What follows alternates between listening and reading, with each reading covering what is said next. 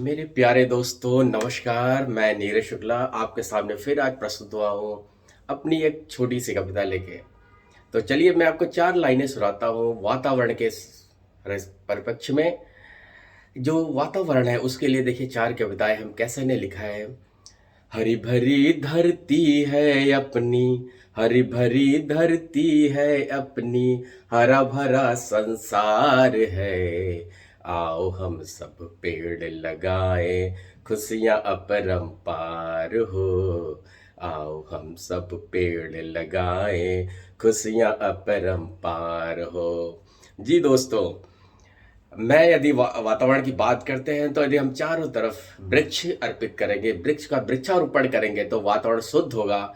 और जब वातावरण शुद्ध होगा तो हमारे रहने वाले चारों समाज उस शुद्धता में और परिपूर्णता होगी, जिससे हमारा समाज और आगे जाएगा। आने वाले समय में जो एक एनर्जी होगी, जो वातावरण में एक एनर्जी होगी, ग्रीन एनर्जी जिसे बोलते हैं, कि वो और अच्छी होगी। कार्बन का इमिशन कम होगा और कार्बन पे जो वातावरण पे इतनी काली बादल छाई हुई है वो कम हो जाएगी और हमारे आने वाले पीढ़ियों के लिए हम एक अच्छा वातावरण दे सकते हैं।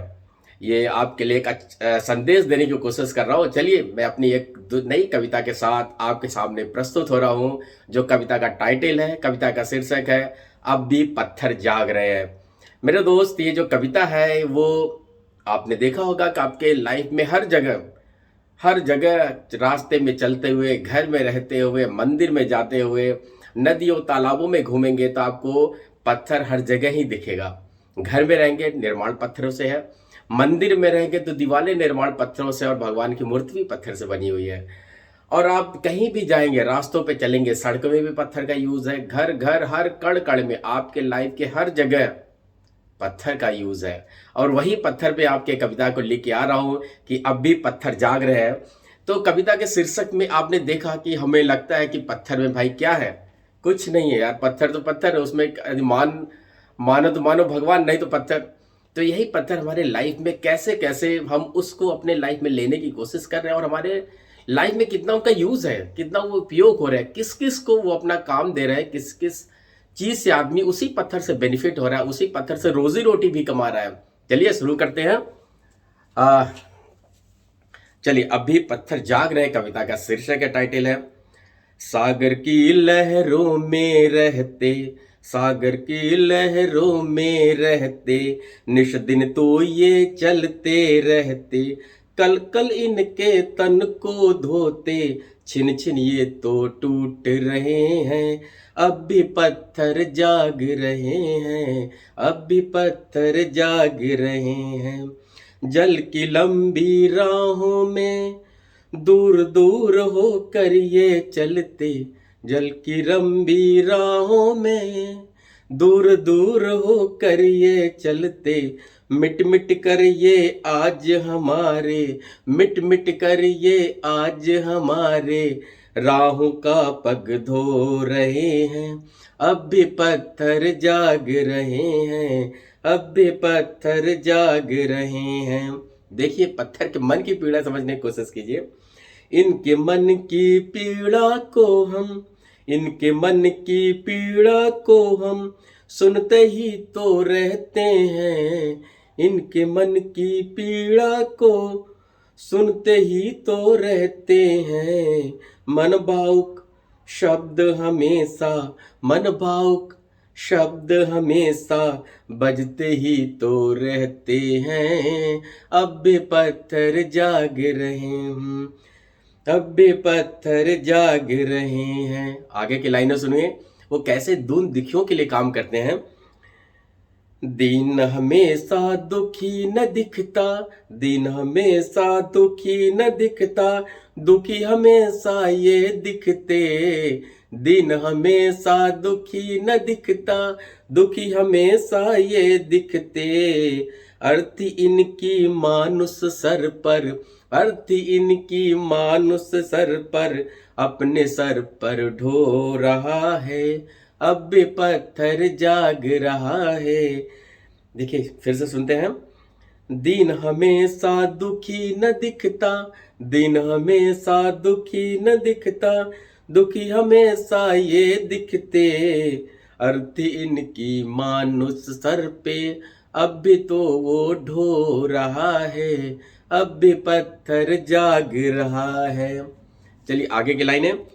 पेट नहीं ये भरते अपने, पेट नहीं ये भरते अपने, पेट हमेरा पाल रहे हैं। पेट नहीं ये भरते अपने, पेट हमें हमारा पाल रहे हैं। वर्षा धूप में तप कर भी ये, वर्षा धूप में तप कर भी है, छाँव हमें तो दे रहे हैं, अब भी पत्थर जाग रहे हैं, अब भी पत्थर जाग रहे हैं। देखिए कवि की सोच कैसी है इसमें। नीरज की तो सोच है उतनी, नीरज की तो सोच है उतनी, जड़ इनकी गहरी है जितनी। नीरज की तो सोच है इतनी, जड़ इनकी गहरी है जितनी। पत्थर के तो दर्द को समझो, पत्थर के तो दर्द को समझो, हम तो उनसे हार रहे हैं, अब भी पत्थर जाग रहे हैं, अब भी पत्थर जाग रहे हैं। चलिए आगे चलते हैं, भगवान के लिए देखें क्या है। जन्म अजन्मा ने भी तारा, जन्म अजन्मा ने भी तारा, एक पत्थर की नारी को। जन्म अजन्मा ने भी तारा, एक पत्थर की नारी को।